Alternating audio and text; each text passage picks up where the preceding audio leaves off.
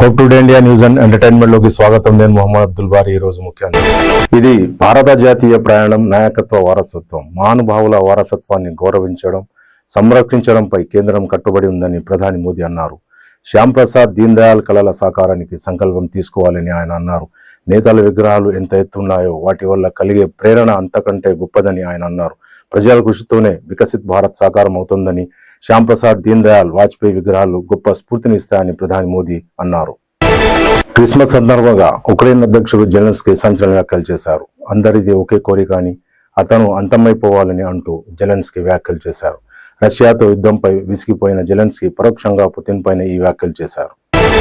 మరోసారి భారీగా పెరిగిన బంగారం ధరలు, వెండి ధరలు. 10 గ్రాములపై రూపాయలు 770 పెరిగి 24 క్యారెట్ల బంగారం ధర 1,40,000.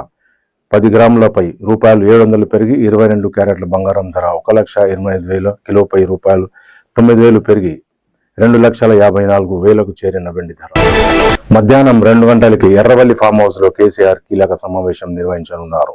హాజరు కానున్న కేటీఆర్, హరీష్ రావుతో పాటు ఉమ్మడి మహబూబ్ నగర్, నల్గొండ, రంగారెడ్డి జిల్లాల మాజీ మంత్రులు, బీఆర్ఎస్ ఎమ్మెల్యేలు బహిరంగ సభల తేదీలపై చర్చించనున్న కేసీఆర్ అసెంబ్లీ సమావేశాల్లో అనుసరించిన వ్యూహంపై దిశానిర్దేశం చేయనున్నారు.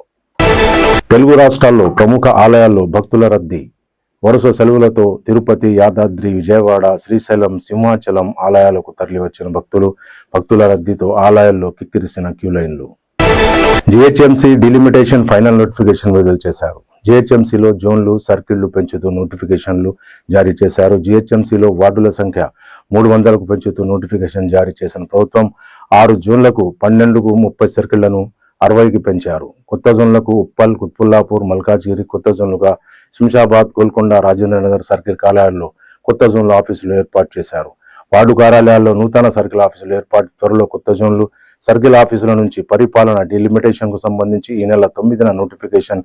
డిలిమిటేషన్ పై 10 రోజుల పాటు అభ్యంతరాల స్వీకరణ. 6,000కు పైగా వచ్చిన అభ్యంతరాలు, సహేతుకమైన అభ్యంతరాలను పరిగణలోకి తీసుకుని డిలిమిటేషన్ ఫైనల్ నోటిఫికేషన్ విడుదల చేశారు. ఆళ్లగడ్డ మండలం బత్తులూరు దగ్గర ఘోర రోడ్డు ప్రమాదం జరిగింది. ప్రమాదంలో 4 అక్కడికక్కడే మృతి చెందారు. మరో 2కి తీవ్ర గాయాలయ్యాయి. డివైడర్ను దాటి బస్సును ఢీకొన్న క్వాలిస్ వాహనంలో ఇరుక్కున్న మృతదేహాలు. గాయపడ్డ వారిని ఆళ్లగడ్డ ప్రభుత్వ ఆసుపత్రికి తరలించారు. మృతులు హైదరాబాద్ వాసులుగా గుర్తించారు. విజయవాడ రూట్లో భారీగా ట్రాఫిక్ జామ్ అయింది. వరుస సెలవులు రావడంతో సొంతూళ్లకు వెళ్తున్న జనం విజయవాడ హైవేపై భారీగా ట్రాఫిక్ జామ్ అయింది. వాహనదారులు ఇక్కట్లు పడుతూ ORR నుంచి విజయవాడ హైవేపై నెమ్మదిగా కదులుతున్న వాహనాలు. రోడ్డు విస్తరణలతో కొన్ని చోట్ల వాహనదారులకు ఇబ్బందులు ఏర్పడ్డాయి. నేడు ఆదిలాబాద్లో కేంద్ర మంత్రి కిషన్ రెడ్డి పర్యటించనున్నారు.